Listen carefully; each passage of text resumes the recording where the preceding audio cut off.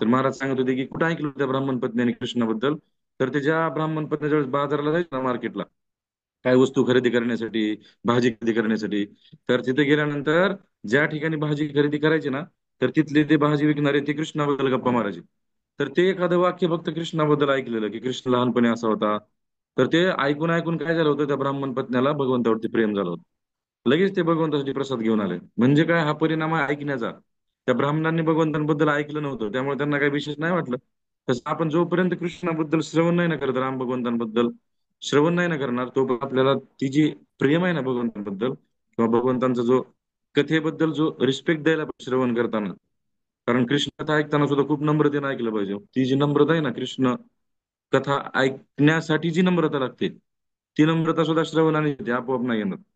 कारण कधी कधी आपण कथा ऐकताना टाइमपास करतो, किंवा थोडं विशेष आपण महत्व देत नाही कथेला. का बरं माहिती का, आपलं चित्त अजून शुद्ध झालेलं नाही, त्यामुळे आपल्याला थोडं विशेष वाटत नाही भगवंतांची कथा. तर म्हणून आपण आहे ना, मागच्या काही आठवड्यांपासून रामकथा श्रवण करतोय, भगवंतांची कथा आपण श्रवण करत आहोत. तर मागच्या वेळेस आपण बघितलं इंद्रजितचा वध लक्ष्मणजींनी केलेला आहे. आणि आपण बघितलं इंद्रजित आला होता युद्ध मैदानामध्ये, युद्धभूमीमध्ये. आणि इंद्रजित आला आणि त्याने माया सीता आणली होती. आणि त्या माया सीतेला इंद्रजितने वध केला, माया सीतेचा. ते ज्या बघितलं हनुमाननी, जांबवान, त्याच्यानंतर लक्ष्मणजी, तर हे सगळे आश्चर्यचकित झाले. म्हणजे सीता माता, ज्या सीतेसाठी आपण हे सगळं आजपर्यंत युद्ध केलेलं, ती सीतच राहिली नाही. आणि मग आपण बघितलं मागच्या वेळेस की लक्ष्मणजींचं आणि इंद्रजितचं जे युद्ध झालेलं आहे, त्यामध्ये लक्ष्मणजीने इंद्रजितचा वध केलेला आहे.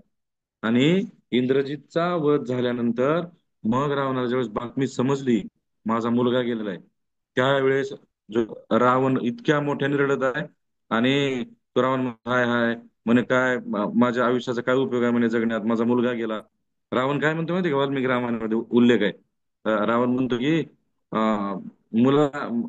बाप मेल्यानंतर मुलांनी बापाला म्हणजे अग्नी दिला पाहिजे, वडिलांना अग्नी दिला पाहिजे. पण म्हणे मुलगा माझा तरुण आहे, तो माझ्या आधी गेला, आणि मी बाप म्हणजे वडील मागे शिल्लक राहिला म्हणे. तर हे कसलं माझं भाग्य आहे म्हणे माझं. आणि मोठमोठा रडतोय रावण. आणि रडत असताना रावणाला इतका राग आला, प्रचंड राग आला रावणाला. का राग आला माहिती का, हे सगळं जे होतंय ना, हे सीतेमुळे होतंय. राग आला रावणाला सीतेचा. बघा तुम्ही, काम वासना जे आहे ना, काम वासना, त्याला आपण दुसऱ्या शब्दामध्ये म्हणतो लस्ट. लस्ट लस्ट म्हणजे काय, इंद्रिय तृप्त करण्याची इच्छा. आणि काम वासना जी आहे ना, ती माणसाला कुठल्या थरापर्यंत नेऊन पोहोचवते. तुम्ही जर बघितलं, रावणाचं सगळं पूर्ण खानदान, सगळं म्हणजे मृत्यूला प्राप्त झालेलं आहे. सगळे बरं झाले, लंका पूर्ण जळून गेलेले आहे, काही शिल्लक राहिलेलं नाही रावणाचं. तरी सुद्धा रावण जो आहे तो सीता मातेला सोडायला तयार नव्हता. कारण का, लस्ट आहे त्याच्यामध्ये. म्हणून आहे ना, आपल्या शास्त्रामध्ये एक राधानाथ महाराजांचं, बरोबर, पूज्य राधानाथ महाराजांचं पण एक वाक्य आहे बरं का, मी एका ठिकाणी वाचलं होतं. राधानाथ महाराज म्हणत होते की राधानाथ महाराजांचं पण आहे, नवयोगेंद्र स्वामी महाराज त्यांचं एक मी स्टेटमेंट वाचलं होतं, की ते म्हणतात की जर, आणि चैतन्य महाप्रभूंचं पण आहे, कदाचित भगवद्गीतेमध्ये पण तुम्ही वाचलं असेल, जर लक्षपूर्वक गीता वाचली असेल, तर त्यामध्ये महाप्रभू सांगतात की ज्या व्यक्तीला भगवत धामामध्ये जायचं ना ह्या जन्मामध्ये, तर सगळ्यात महत्वाची गोष्ट आहे काम वासनेपासून दूर राहणे. त्याला म्हणतात लस्ट. आणि जी काम वासना जी आहे ना, ती कुठून प्रवेश करते, डोळ्यातनं. माया, असं सांगतो की Maya enters through eyes and Krishna enters through ears. Maya जी आहे ते डोळ्यातनं प्रवेश करते, आणि कृष्ण आहे ते कानातनं प्रवेश करतात. तर या ठिकाणी आपण बघू शकतो की काम वासना जे आहे ना, काम ते डोळ्यातनं प्रवेश करतो. कारण काय माहितीये का, आपण असे बघा, सध्याच्या काळामध्ये, आता काही युगामध्ये, सगळ्यात शक्तिशाली साधन जर कुठलं असेल माया प्रवेश करण्याचं आपल्या डोळ्यामध्ये, आणि त्यातनं आपल्या हृदयामध्ये, मनामध्ये, तर ते आहे मोबाईल फोन. आणि मोबाईल फोन मध्ये आपली इच्छा जरी नसली, लक्षपूर्वक आहे का, आपली इच्छा जरी नसली एखादी विचित्र गोष्ट बघण्याची, तरी सुद्धा ज्यावेळेस आपण स्क्रोल करतो ना असं, फेसबुक बघताना, युट्यूब बघताना, तर असे काही चित्र विचित्र फोटोज व्हिडिओज येतात. ते नकळत कळत नकळत आपण त्यांच्याकडे बघतो. आणि काय होतं त्यानंतर, लक्षपूर्वक आहे का, काही ठिकाणी माया एंटर्स थ्रू आईज.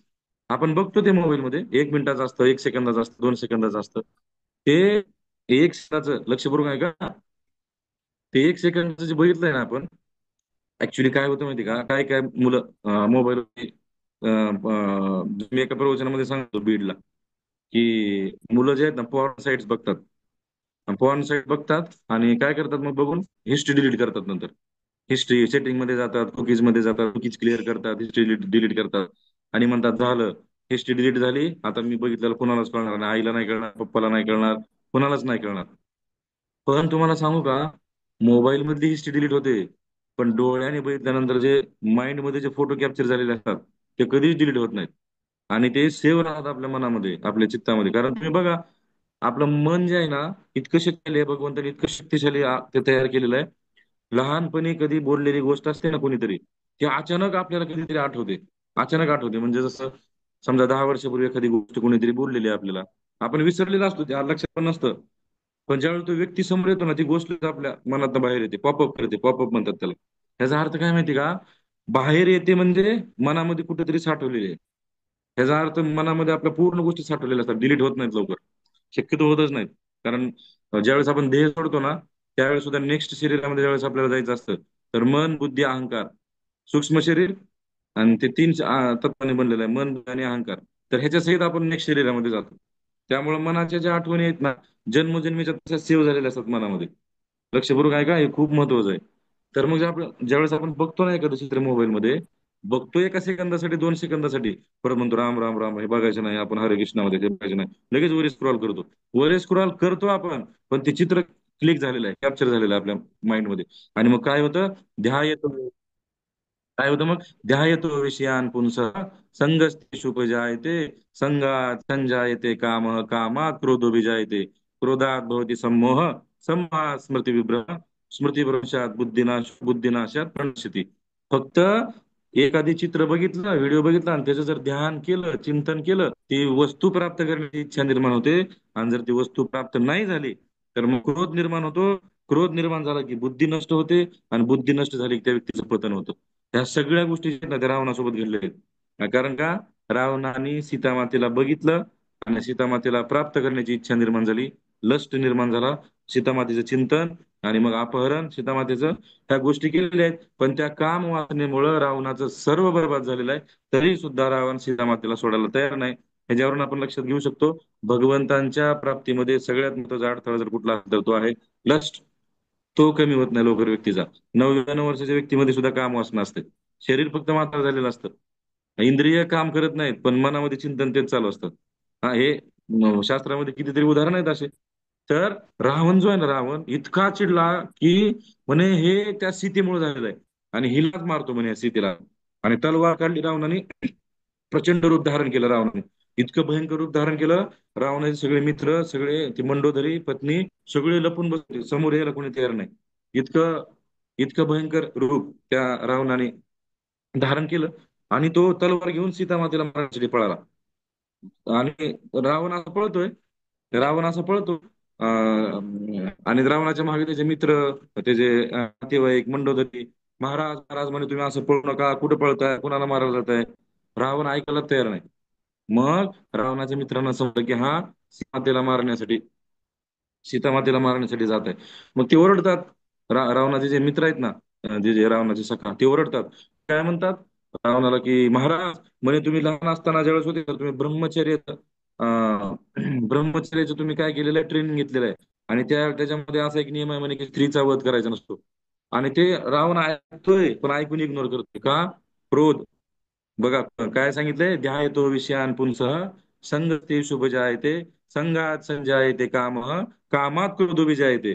काम जर पूर्ण नाही झाला, लस जर पूर्ण नाही झाला तर क्रोध येतो. आणि बघा रावणाची इच्छा पूर्ण नाही झाली, त्यामुळे रावणाला आता राहिलं, मग आता सीतामातेलाच मारायला चाललाय. पण ऐकत नाही तो मित्रांचं. मग रावण ऐकत नाही असं लक्षात आल्यानंतर, मग रावणाचा एक मित्र रावणाला काय म्हणला माहिती का, म्हणजे महाराज, तुम्ही पूर्ण पृथ्वीचे राजे आहात, आणि तुम्ही सूर्यापेक्षा सुद्धा तेजस्वी आहात. सगळे देवी देवता तुम्हाला घाबरतात, तुमचा आदर करतात भीतीने. तर आमची अशी इच्छा आहे म्हणे, रावणाला सांगतो तो, आमची अशी इच्छा आहे की सगळं गेले ना म्हणे, कुंभकर्ण गेला, इंद्रजिला, मुलं गेले, सगळं लंका संपली. म्हणे ही सीता आहे ना, सीता ती सुंदरी आहे म्हणे, ब्रह्मांड सुंदरी आहे. हिला कशाला मारताय म्हणे तुम्ही, जाऊ द्या त्या गोष्टी, गेल्या तरी गेला, तिला तरी प्राप्त करा. नाहीतर सीता या हातातून जायची आणि सगळं तुमची संपत्ती हातातून गेली. हे ज्यावेळेस रावणाने ऐकलं ना, राम जागेवरती थांबला. बघा रावण परत काम वासनं त्याच्यामध्ये परत अजून तो काम वासण्याच्या आहारी गेलेला आहे. आणि मग मित्रांनी सांगितल्यानंतर रावण थांबला आणि थांबल्यानंतर मग मित्रांनी काय सांगितलं, आपण काय करू म्हणे, राम आणि लक्ष्मण सोबत करू. आणि मग इतका क्रोध आला रावणाला, आणि तो सीतामातेकडे ज्यावेळेस पळत येतो ना, तर वाल्मिकी रामायणामध्ये असं वर्णन आहे की सीतामातेने रावणाला पळत येताना बघितलं तलवार घेऊन. सीता माझ्याकडे येईल म्हणजे मला मारणार. सीतामाता थोडं घाबरल्या, मला मारणार आता हा रावण. मग काय झालं, सीता मातेच्या मनामध्ये असे विचार यायला की हा रावण माझ्या तलवार घेऊन मला मार येतोय, नक्की म्हणे ह्याचा मुलगा इंद्रजित मेलेला असेल. किंवा म्हणतात सीतामाता असा विचार करतात की किंवा हा माझ्याकडे मारायला येतोय, माझ्याकडे पळत येतोय, आणि दुसरे सैनिक ह्याच्या मागे पळत येतात, तर ते हसत आहेत, आनंदात आहेत.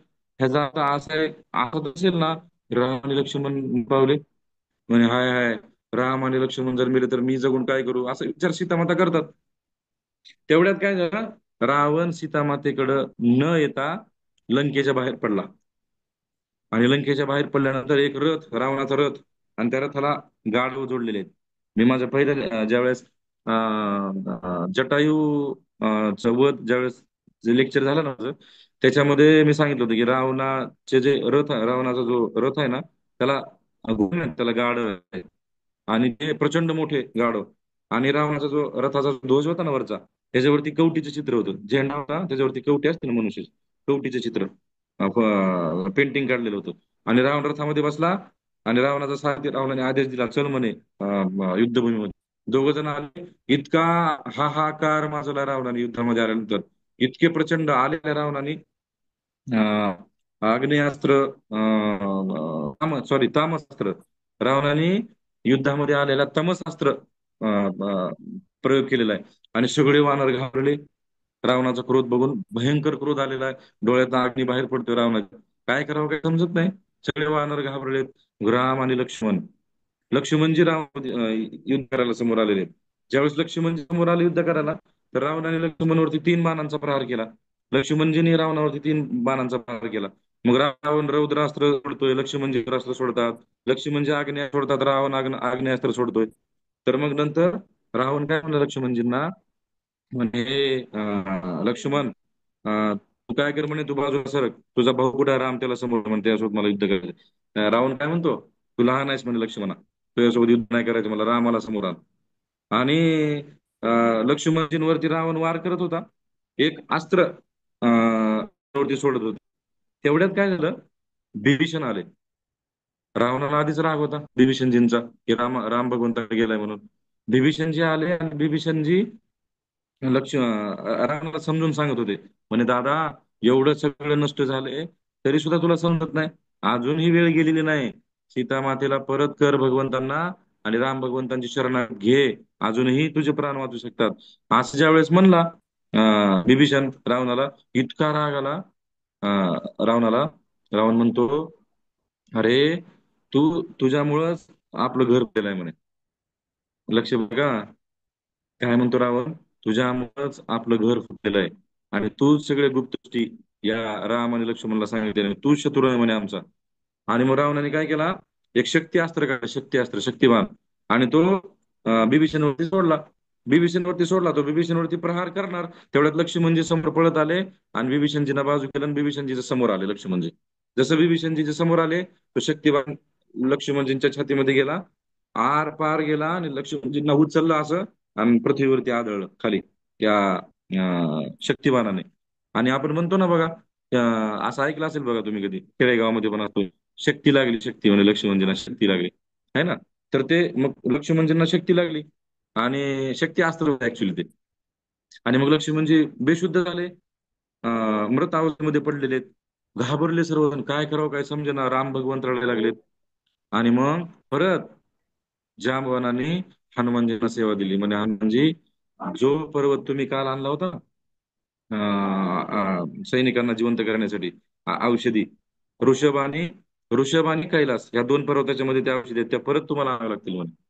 आणि मग हनुमानजी परत गेले, आणि हनुमानजींनी त्या औषधी ज्या संध्या संध्या संधिनी औषधी, त्याच्यानंतर तप्तकर्णी, सुवर्णकर्णी, अशा औषधाचे नाव आहेत त्या.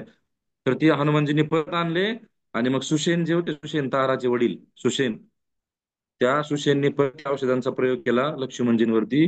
आणि मग लक्ष्मणजी परत काय झाले, परत शुद्धीमध्ये आले. आणि ऍक्टिव्ह झाले लक्ष्मणजी ऍक्च्युली. आणि मग नंतर राम भगवंताचा राग आला. आणि मग राम भगवंतांचं आणि रावणाचं युद्ध झालेलं आहे. राम भगवंत लक्ष्मणजींना मारल्यामुळे इतके क्रोधित झालेले आहेत, म्हणे आता याचा मृत्यू ठरलेला आहे. खूप सुंदर वर्णन आहे बरं का वाल्मिकी रामायणामध्ये. मला तेवढं डिटेल सांगता येणार नाही, तेवढी माझी पात्रता नाही, आणि आपल्याकडे तेवढा वेळही नसतो.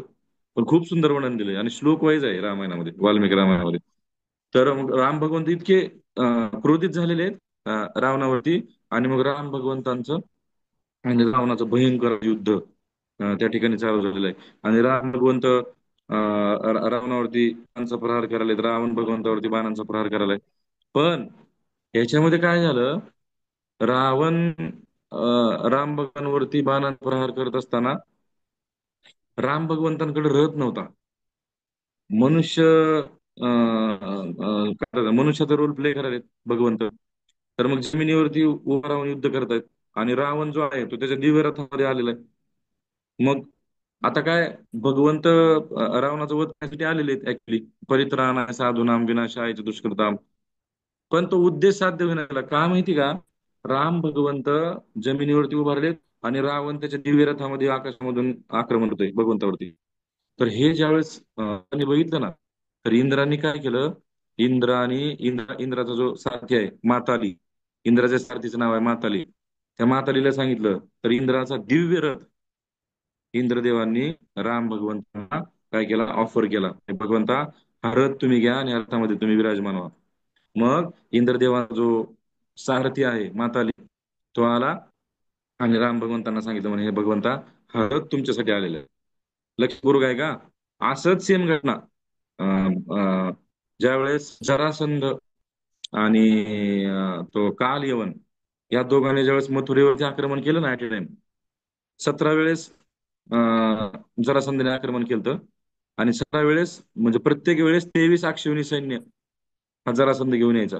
मी काय सांगतो ते लक्षपूर्वक आहे का, खूप महत्वाचं.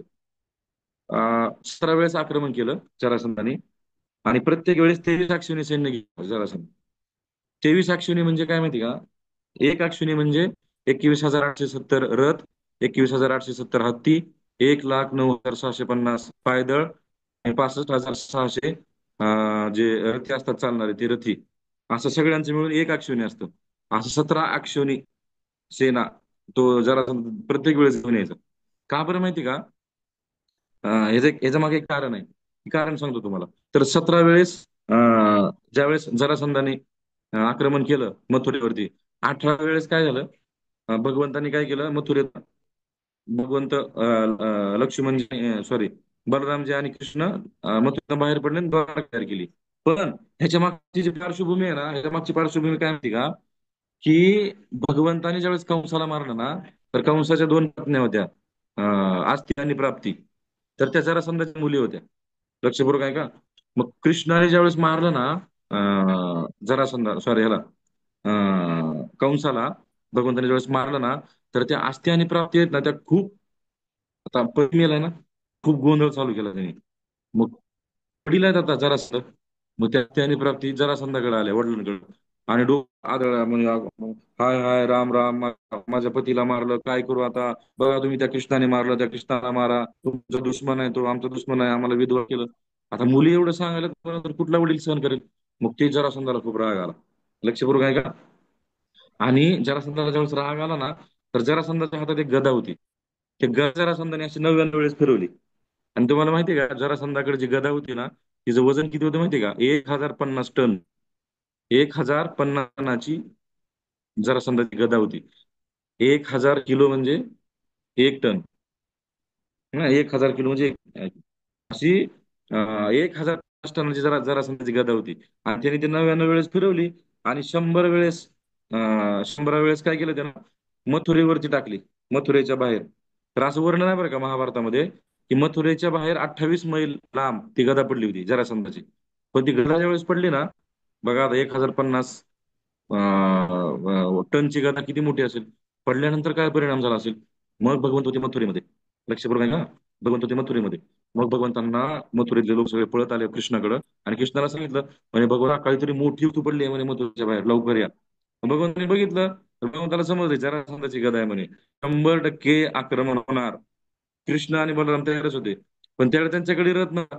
कारण भगवंतांनी जेवढे वध केले ना, तुम्ही बघा, जेवढे वध केले भगवंतांनी कंस मारेपर्यंत, एकाही असुराचा राक्षसाचा वध करताना भगवंतांनी शस्त्र आणि अस्त्र घेतलेलं नाही.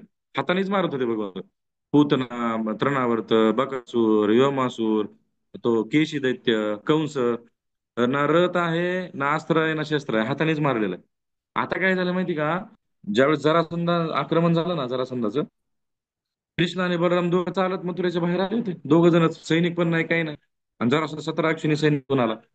मग भगवंताने काय केलं माहिती का, भगवंत जमिनीवर थांबले होते, रथ नव्हता. भगवंताने अशी वरी दृष्टी टाकली वैकुंठाकडे, दृष्टीपात केला होता भगवंताने. तर मग वैकुंठात एक दिव्य रथ भगवंतांसाठी आलेला आहे त्यावेळेस. आणि मग त्या रथामध्ये कृष्ण बसले. आणि नंतर वरुण देव आहेत, वरुण देवांनी सारंग नावाचं धनुष्य आहे भगवंताकडे, सारंग. तर ते वरुण देवाने मग भगवंतांना गिफ्ट केलं सारंग नावाचं धनुष्य. भगवंताची एक गदा आहे, तिचं नाव आहे कौमुदकी. आणि भगवंताची जी तलवार आहे तिचं नाव आहे नंदक. नंदक नाव आहे भगवंताच्या तलवारीचं. मग हे सगळे कृष्ण बघा, भगवान ऍक्च्युली युद्ध करण्यासाठी कुठल्या शस्त्रास्त्राची गरज पडत नाही, पण मनुष्य रूपामध्ये आले लीला करण्यासाठी. मग रथ पण नाही काय नाही, मग रथ भेट दिला, नंतर तलवार भेट दिली, नंतर धनुष्यबाण भेट दिला, नंतर सगळ्या गोष्टी भगवंतांना युद्ध करण्यासाठी भेट दिला. तसंच सेम इथं राम भगवंत युद्ध करायला जातात रावणासोबत. मग देवी देवतांनी काय केले, भगवंतांना रथ ऑफरिंग केले. आणि रथ भगवंतांना प्रदान केला इंद्रदेवांनी. आणि इंद्रदेवाचा सारथी मातारी तो आला. आणि मग भगवंतांनी त्या रथाचा स्वीकार केला. आणि भगवंत रथामध्ये बसले. तो रथ असा होता, रावणाचा सारथी आणि तो मातारी इंद्रदेवांचा सारथी एवढे परफेक्ट होते रथ चालवण्यामध्ये. हवेमध्ये रथ, एअर लँडिंग होतं त्यांचं, हवेमध्येच युद्ध करायचे. एक इकडून असं जायचं, इकडून असं जायचं, इकडून असं जायचं, इकडून रथ हवेमध्येच फिरवायचे. इतकं भयंकर युद्ध रावणाचं आणि भगवंतांचं चालू आहे. तर भगवंत प्रहार करतात रावणावरती. भगवंताने वेगवेगळे अस्त्र सोडलेले. तर भगवंत प्रहार करायचे रावणावरती. आणि रावणाने काय केलं, सुरुवातीला इतके बाण सोडले भगवंतांवरती, राम भगवंतांवरती, की असं वाटत होतं की कुठला तरी समुद्र येतो भगवंताच्या अंगावरती, बाणांचा समुद्र. इतकं काय म्हणतात, विदीर्ण करणारं दृश्य होतं ते. आभाळ आल्यासारखं पूर्ण अंधार पडला होता, इतके बाण रावणाने सोडलेले. भगवंतांनी पण त्या बाणांचा प्रतिकार केलेला आहे राम भगवंतांनी. नंतर राम भगवंतांनी ज्यावेळेस धनुष्य बाण काढलेला, इतक्या प्रहार केला रावणावरती, लक्षपूर्वक आहे का, रावणाला भगवंतांनी काही क्षण सुद्धा वेळ दिलेला नाही. रावणाच्या अंगावरती प्रहार केले. आणि रावणाला काय म्हणतात ते, रावणाच्या वरती प्रहार झाले, पूर्ण रक्तबंबाळ झालेला रावण. मग रावणाचा जो सारथी आहे ना, त्या सारथीने रावणाचा रथ त्या युद्ध मैदानातून पळवून युद्ध मैदानाच्या बाहेर घेऊन गेला. आणि ज्यावेळेस रावण शुद्धीवर आला ना, शुद्धीवर आल्यानंतर रावणाने त्याचा जो सारथी आहे त्याच्यावरती खूप ओरडला. म्हणे तू कस काय रथ या मैदानात बाहेर आणला, म्हणे तू माझं नाव खराब केलंस, म्हणून त्याला बोलला रावण बरंच. नंतर मग त्या सारथीने रावणाला सांगितलं, म्हणे महाराज, मला असं वाटलं की तुमचा मृत्यू होईल, म्हणून मी तुम्हाला तुमची रक्षा करण्यासाठी बाहेर आणलो. नंतर रावणाने त्याची स्तुती केली. आणि परत त्याला समजून सांगून परत युद्ध मैदानामध्ये रावण आला. आणि परत भगवंतांचं आणि रावणाचं इतकं प्रचंड युद्ध चालू झालं, भयंकर युद्ध. भगवंत वेगवेगळ्या प्रकारचे अस्त्र सोडायला लागलेत. पण काय करायचे भगवंत, रावणाचं एक मुंडकं कापायचे, परत दुसरे यायचे, परत तिसरे कापायचे, परत ते परत प्रगट व्हायचे. हजारो मुख कापले पण सगळे प्रगट होत होते. भगवंतानी काय विचार केला, म्हणे हे असं चाललं तर रात्रभर युद्ध चालेल, संपणारच नाही. लक्षपूर्वक आहे का.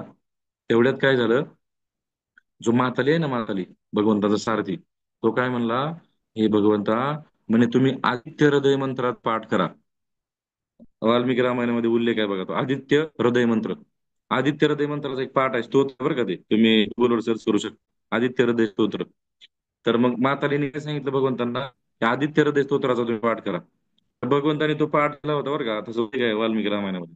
आणि तो पाठ झाल्यानंतर त्याची असं उल्लेख आहे की तो पाठ जो व्यक्ती करतो ना, तीन तीन वेळेस भगवंतांना करायला सांगितलं होतं तो स्तोत्राचा पाठ. ऍक्च्युली भगवंतांना या गोष्टीची गरज नसते बरं का, परंतु एक लीला सदृश्य प्रेझेंट करण्यासाठी भगवंत या गोष्टी करतात. तर मग भगवंतांनी त्या आदित्य हृदय स्तोत्राचा पाठ केला. आणि त्याचं तेज इतकं येतं म्हणे, ते आदित्य हृदय स्तोत्राचा पाठ केल्यानंतर की शत्रूचा नाश होतो म्हणे. इतकं ते शक्तिशाली मंत्र आहे तो आदित्य स्तोत्र.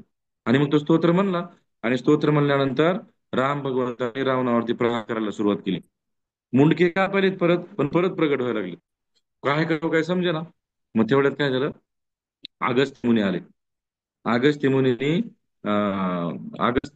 अगस्त्य मुनींनी भगवंतांना सांगितलं की हे भगवंता, तुम्ही काय करा म्हणजे ह्या दुसऱ्या अस्त्रांचा प्रयोग करू नका, ब्रह्मास्त्राचा प्रयोग करा. आणि असं सांगितलं बरं का, असं वर्णन आहे ब्रह्मास्त्राचं, हे ब्रह्मास्त्र जे आहे ना, त्याचं ओझं ओझं किती असतं म्हणे, त्याचं वेट, ब्रह्मास्त्राचं वेट. म्हणे जो मेरू पर्वत आहे ना आपला, मेरू मेरू पर्वत आणि मंदराचल पर्वत ह्या दोघांना एकत्र केल्यानंतर जेवढं ओझं होतं का, जेवढं वेट आहे ना तुमचं, तेवढं त्या ब्रह्मास्त्राचं असतं. असं वर्णन आहे शास्त्रामध्ये. तर आणि हवेच्या हवेच्या दिशेने ते ब्रह्मास्त्र त्या दिशेने सोडल मंत्राच्या प्रभावाने, त्या दिशेने ते जातं आणि जे शत्रू आहे त्याचा नाश करतं. तर मग अगस्त्य मुनी सांगितलं भगवंतांना, हे भगवंता तुम्ही काय करा म्हणे, ब्रह्मास्त्राचा प्रयोग करा. पण त्याच्या आधी बिभीषणजी आले. आणि बिभीषणजींनी भगवंताच्या कानात सांगितलं म्हणे, हे भगवंता, तुम्ही किती जरी या रावणाला मारणार नाही, कारण याच्या नाभीमध्ये अमृत कुंभ आहे. जोपर्यंत ते अमृत कुंभ तुम्ही सुकवणार नाही, अमृत जोपर्यंत सुकवणार नाही, तोपर्यंत हा रावण मरणार नाही. आणि मग तुम्ही काय करा म्हणे भगवंता, आधी आग्नेयास्त्राचा प्रयोग करा, नंतर ब्रह्मास्त्राचा प्रयोग करा. मग भगवंतांनी काय केलं, आग्नेयास्त्र काढलं. आणि आग्नेयास्त्र प्रत्येक चढवली, कानापर्यंत असं दोन बाण वळला आणि सोडला.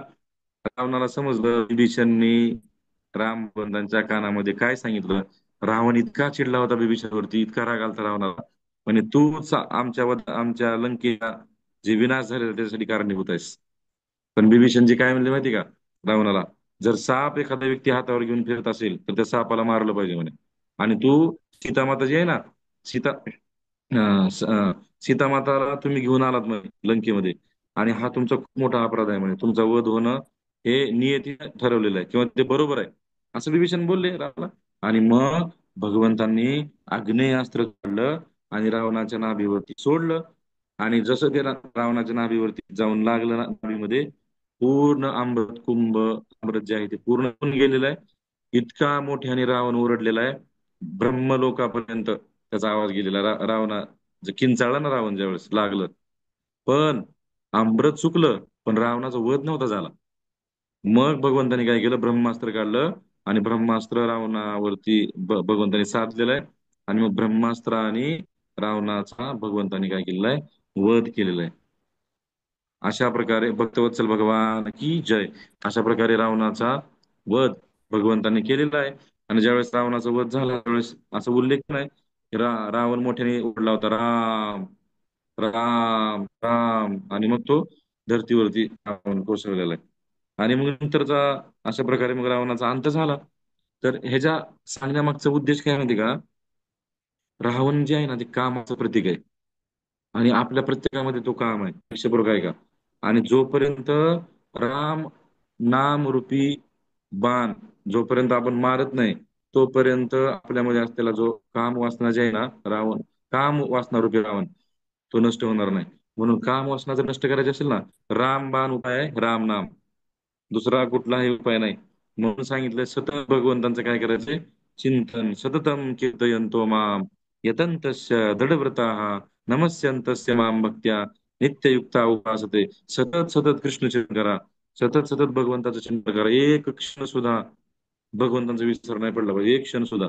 आणि हे जर प्रक्रिया किंवा ही जर प्रोसेस आपण फॉलो केली ना, सतत हरे कृष्ण महामंत्राचा जप आणि कृष्ण स्मरण हृदयामध्ये, कृष्ण चिंतन, तर असं सांगितलं की शृण्वत श्रद्धया नित्यम गृणंतस्य स्वचेष्टितम कालेन न अतिदीर्घेन भगवान विषय हृदय. जर हे श्रद्धेनं जर आपण केलं ना कृष्ण कथा श्रवण, तर विनाविलंब एक दिवस असा येईल की त्या दिवशी कृष्ण आपल्या हृदयामध्ये येऊन स्थापित होतील.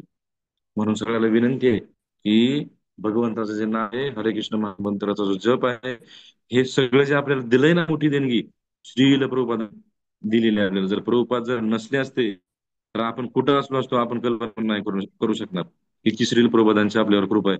म्हणून आपले श्रील प्रभुपाद गुरु महाराज आणि आपली पूर्ण गुरु शिष्य परंपरा यांनी इतकं मोठं गिफ्ट आपल्याला दिलेलं आहे की त्याची परतफेड आपण नाही करू शकत. करायचे असेल तर एकच उपाय आहे त्याला, भगवंताच्या भक्तीचा प्रचार करणे, हरिनामाचा प्रचार करणे, हरिनामाचा जप करणे आणि पूर्ण हरिनामामध्ये आसक्त होणे, भगवंताच्या नावामध्ये आसक्त होणे. दुसऱ्या शब्दामध्ये त्याला म्हणतात पूर्ण कृष्ण भावभावित होणे. तर तो एक पर्याय आहे. तर अशा प्रकारे मग रावणाचा वध झाला. आणि ज्या व्यक्तीच्या आयुष्यामध्ये राम येतो, ज्या व्यक्तीच्या मुखामध्ये नाम येतं, असं सांगतात तुकाराम महाराज बरं का, एक अभंग आहे. तो महाराज म्हणतात की ऐसी जोडी करा रामकंठी धरा, जे चुके फेरा उपवास. नाशिवंत आटी प्रिया पुत्र धन, बीज ज्याचा क्षीणतेची फळ तुकोबारा म्हणतात. नामधड करा, नावधड करा सहस्रनामाची, जे भव सिंधूशी थडी पावे. तुका म्हणे काळा हना तोंडावरी, भारा भरा हरी रामवाणी. तुकोबाराय म्हणतात की ज्या व्यक्तीच्या कंठामध्ये राम नाम आलं, त्या व्यक्तीचा जन्म आणि मृत्यूचा फेरा संपला. आणि जो नामस्मरण करतो, राम भगवंतांचं नाव घेतो, त्या व्यक्तीमध्ये एवढी शक्ती येते म्हणे की तो व्यक्ती काळाच्या सुद्धा तोंडात थोबाडीत मारू शकतो, एवढी त्या व्यक्तीच्या मनगटामध्ये शक्ती येते. पण ते काय येते? नाम घेतल्यानंतर, नामस्मरण केल्यानंतर. म्हणून नामस्मरण करणं भगवंत खूप गरजेचं आहे. कारण काय माहिती का, काळ सुद्धा, साक्षात काळ सुद्धा भगवंतांना घाबरतो. भागवतामध्ये सांगितलंय, आपण संस्कृतीम घोराम यन्ना विभुषगणन तथ सद्यो विमुच्येत यद बिभेती स्वयंभय. की साक्षात भय सुद्धा भगवंताच्या नावाला घाबरतं. म्हणून सगळं ते भगवंताचं नाम सोडू नका आणि नाम घेत राहा, नामस्मरण करत राहा. भगवंताला विसरू नका. आणि मग कामरूपी जो रावण आहे ना, तो नक्की नष्ट होणार, लस्ट. आणि मगच राम दिसणार, मगच भगवंताचं दर्शन होणार, असं होणार नाही. कारण चैतन्य महाप्रभू तर इतके स्ट्रिक्ट होते या या बाबतीत. जर भगवद्गीता वाचलं, त्याच्यामध्ये एक प्रसंग आहे बघा, की चैतन्य महाप्रभूंच्या भक्त मंडळीमध्ये एक छोटा हरिदास नावाचा मुलगा होता. तर तो छोटा हरिदास नावाचा जो मुलगा होता ना, त्यांनी सहज काम वासनेने बघितलं होतं. तर महाप्रभू परमात्मा रूपाने त्याच्या हृदयामध्ये आहेत. तर त्याला भक्त मंडळीतनं काढून टाकलं होतं. तर तेवढं स्ट्रिक्ट नाही म्हणजे आता तेवढं म्हणजे काय म्हणतात, आपण तेवढं स्ट्रिक्टली त्याला हे नाही करू शकत. महाप्रभू सांगतात त्या तात्पर्यामध्ये, प्रभुपाद सांगतात त्या तात्पर्यामध्ये, की जर एखाद्याला या जन्मात धामात जायचं असेल ना, तर त्यासाठी सगळ्यात मोठी अट आहे म्हणे काम वासना, लस्ट झाला पाहिजे. राम, कामरूपी रावण. आणि त्यासाठी एकच पर्याय आहे, रामबाण, राम नाम, त्याचा आश्रय घेणे, भगवंतांचा आश्रय घेणे. तर मग अशा प्रकारे हे रामायण झालेलं आहे. आणि नंतर मग काय माहिती राम भगवंताने सीताला, सीता मातेला 2 मिनिटात संपवतो हा रोजी. राम भगवंत सीतामातेला घेतलेले आहेत पुष्पक विमानामध्ये. ऍक्च्युली वर्णन केलं की पुष्पक विमान ह्यांचं घेतलं होतं, भीमसेनजींचं. आणि त्या पुष्पक विमानामध्ये सगळे वानर, राम भगवंत, सीतामाता आणि हनुमानजींकडं, सॉरी, हनुमानजींना राम भगवंतांनी भरतजीकडे पाठवलं होतं. कारण भरतांनी सांगितलं होतं, दादा, एक दिवस जरी झाला ना 14 वर्षानंतर, तरी सुद्धा मी आत्महत्या करणार आहे म्हणे, अग्नीमध्ये जीव देणार आहे. राम भगवंताला माहित होतं भरत जे सांगेल ते करणार. मग आता 14 वर्ष संपले होते. त्याच्यानंतर मग हनुमानजी गेले. आणि गेले हनुमानजी, भरत जीव द्यायलेच होते, अशा आग्नीत उडी मारतच होते, अजून राम भगवंत आला नाहीत म्हणून. मग हनुमानजी गेले आणि हनुमानजीने सांगितलं की हे भरतजी, राम भगवंतांनी रावणाचा वध केलेला आहे आणि सीतामातेला घेऊन त्यांनी येत आहेत अयोध्येला, तुम्ही असं काही करू नका, असं हनुमानजी सांगितलं. आणि मग नंतर सगळे वानर, हनुमानजी सगळे अयोध्येमध्ये आलेत. प्रत्येकाला राम भगवंतांनी गळा भेट केलेले आहे, प्रत्येकाचे आभार मानलेले आहेत, तुम्ही माझ्यासाठी खूप केलात. आणि हनुमानजींना खूप भगवंतांनी मिठी मारलेली आहे. आणि हनुमानजींना सांगितलं की हनुमान, मला देण्यासारखं, तुला देण्यासारखं माझ्याकडे काहीच नाही, फक्त मी तुला आलिंगन देऊ शकतो म्हणे. कारण मी तुला काहीच देऊ शकत नाही, परतफेड नाही करू शकत नाही. आणि मग भगवंताने हनुमानजीला घट्ट असं आलिंगन दिलेलं आहे, मिठी मारलेले.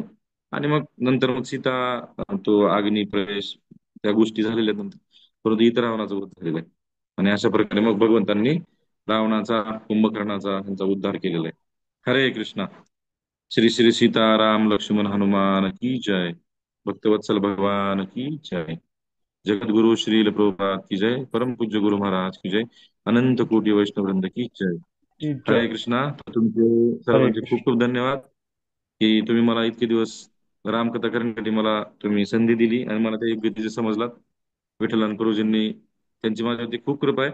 विठ्ठलान गुरुजी नसले असते तर मी कुठं असलो असतो ते माहित नाही. पण गुरुजींची माझ्यावर एवढी प्रेम पण आहे, एवढी कृपा आहे की मला त्यांनी त्या पात्रतेचे समजलं की मी राम भगवंतांबद्दल बोलू शकतो. तरी पण मी तेवढा परफेक्ट नाही, माझी तेवढी पात्रता पण नाही. काय चुकलं असेल, सांगताना एखादी गोष्ट चुकीची सांगितली असेल तर मला क्षमा करा. आणि तुमचाच छोटा भाऊ आहे, भ्राता आहे असं समजून मला तुम्ही गायडन्स करू शकता. हरे कृष्णा. खूप धन्यवाद. धन्यवाद प्रजू. खूप खूप सुंदर असा क्लास. 14 सेशन झाले आपलं पूर्ण. आतापर्यंत आपण हे झूम जी मीटिंग घेतलेली आहे, आतापर्यंत सगळ्यात जास्त एकाच विषयावर क्लास तुमचा झालेला आहे. तर हे भगवंताची कृपा आहे, सर्वांची कृपेचं कारण आहे. आणि तुम्ही खूप मोठा प्रयत्न केलेला आहे. कारण इतकं सलग म्हणजे प्रवचन देणं सुद्धा इतकी सोपी गोष्ट नाहीये. कारण एखाद्या प्रवचनाची तयारी करायची म्हटलं तरी सुद्धा बरेच वेळ तयारी करावी लागते, सगळ्या गोष्टी आहे. तरी आपण आपल्या वेळेतनं वेळ काढून हे क्लास दिले, त्यामुळे आम्ही सर्व आपले आभारी आहे. तर खूप खूप धन्यवाद. तर आम्ही 3 वेळा आपलं हरी बोल म्हणून आभार व्यक्त करतो. हरी बोल, हरी बोल, हरी बोल. तर एक माझा प्रश्न आहे. तर प्रश्न असा होता, तसं मग तुम्ही रावणांच्या नाभीमध्ये असं अमृत कुंभाचा उल्लेख केला, तर त्या अमृत कुंभ त्यांच्या शरीरात आला कसा, किंवा त्याचा काय असं उल्लेख कुठं आहे का, कसं काय हे ते त्यांच्या शरीरात अमृत. रावणाने, मी असं ऐकलं प्रभूजी, आपले हरे कृष्णाचे एक भक्त आहेत सिनियर ड्युटी, की रावण जो ज्यावेळेस ब्रह्माजींची तपश्चर्या केली, यांनी रावण, कुंभकर्ण आणि बिभीषण, तर त्यांना अमर व्हायचं होतं प्रभूजी तिघांनाही. रावणाला जे रावणाच्या नाभीमध्ये जे अमृत आहे ना, ते ब्रह्माजींनी त्यांना प्रदान केलेलं आहे, असं मी श्रवण केलेलं आहे, पर माय इन्फॉर्मेशन प्रभूजी. पण त्याचं दुसरं आणखी त्याचे बरेच रिझन आहेत, बरेच गोष्टी आहेत त्याच्यामध्ये.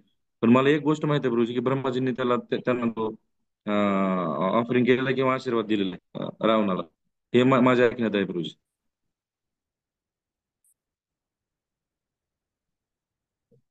तर ह्याच्यापेक्षा काय वेगळं उत्तर असेल, काय माहिती असेल तर मला मी सांगू शकतो प्रभूजी. मला नाही माहिती. मग तो माझ्या, आता तुम्ही जसं मला प्रवचनामध्ये ऐकलं, तसं माझ्या मनात प्रश्न आला की बाबा हे पण थोडं आणखीन काही स्पष्टीकरण ह्यात आहे का, असं एकदा ओके. विचारावं, एवढाच प्रश्न मी होता. बरोबर, मी हे श्रवण मला केलेलं आहे विठ्ठलानंद प्रभू आहेत. प्रभूजी. विठ्ठलानंद प्रभू आहेत शिवण, ते प्रभू काय बोलू शकतात त्यामध्ये.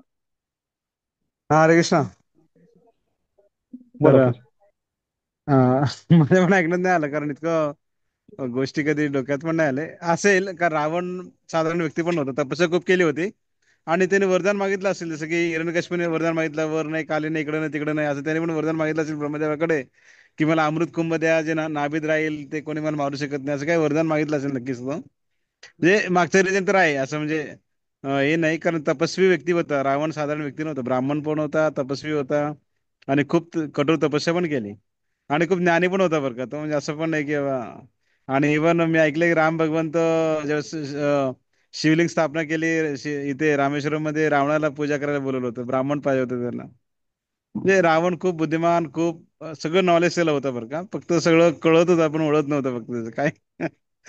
पण शेवटी तो असुर तर होताच म्हणा, पण त्याला हे सुद्धा माहिती आहे, राम भगवंत आहेत, सीता लक्ष्मी आहे, सगळं माहिती आहे त्याला. तर असं म्हणतात की मी ऐकलं की शेवटी मरता मरता एवढं का बरं केलं, म्हणजे राम भगवंत लंकेत यावं आणि त्याच्या रामाच्या हातून मी प्राण सोडावं, इतकं प्लॅनिंग मी केलं. म्हणजे लय गोष्टी आहेत बरं का, इतकं म्हणजे रामायणमध्ये इतकं सूक्ष्म म्हणजे आहेत ना, कन्सेप्ट आहेत ना, खूप सूक्ष्म आहेत. म्हणजे आपल्याला कळणारच नाही की इतका अभ्यास केला तर कमीच आहे म्हणा. असं प्रजापती विष्णू खूप अभ्यास केला बाबा. तर अशा अनेक गोष्टी आहेत की बारीक बारीक बारीक गोष्टी आहेत की ते कनेक्शन लांबून लांबून कनेक्ट होऊन जाते.